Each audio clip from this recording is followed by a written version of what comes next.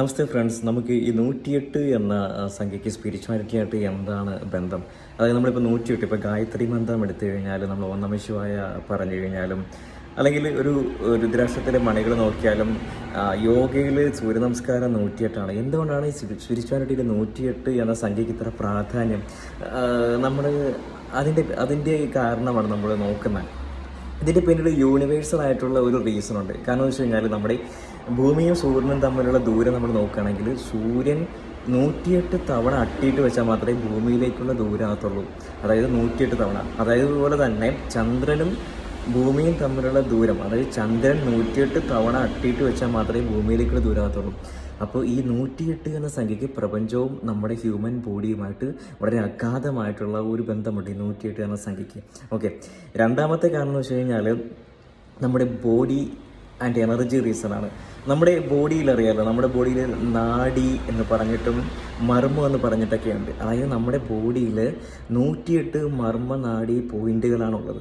ഈ എനർജി ഈ 108 പോയിന്റുകളാണുള്ളത്.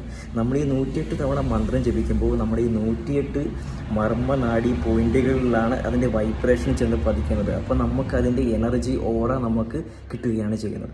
പിന്നെ എന്ന് വെച്ചാൽ മൂന്നാമത്തെ കാരണം വെച്ചാൽ നമ്മുടെ മൈൻഡ് റീസണാണ്. അതായത് നമ്മൾ 108 തവണയിൽ കുറവ് നമ്മൾ ഒരു സംഭവം ചെയ്ത് കഴിഞ്ഞാൽ നമ്മുടെ ബോഡി, നമ്മുടെ മൈൻഡ് അത് അക്സെപ്റ്റ് ചെയ്തില്ല. നമ്മൾ 108 തവണ നമ്മൾ ഒരു മന്ത്രം ജപിക്കുമ്പോൾ നമ്മുടെ മൈൻഡിന് റെപ്പറ്റീഷൻ മൈൻഡ് അക്സെപ്റ്റ് ചെയ്യും. അപ്പോൾ ഓട്ടോമാറ്റിക്കലി മൈൻഡ് കാമാകും, പീസാകും.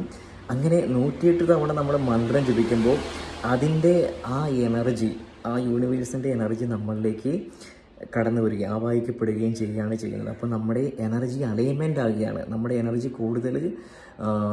കൂടുകയാണ് അവിടെ ചെയ്യുന്നത്. അപ്പോൾ ഇതൊക്കെ കൊണ്ടാണ് നമ്മുടെ 108 എന്ന ഒരു സംഖ്യ സ്പിരിച്വാലിറ്റിയിൽ ഇത്ര പ്രാധാന്യം വരാൻ കാരണം. മന്ത്രമായാലും എന്ത് ഉപനിഷത്തെടുത്ത് നോക്കിയാലും അതിൽ 108 തവണയാണ് ഉപനിഷത്തുകളുള്ളത്. 108 ഉപനിഷത്തുകളാണുള്ളത്.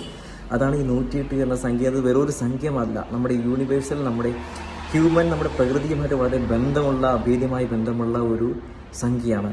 Okay, thank you very much.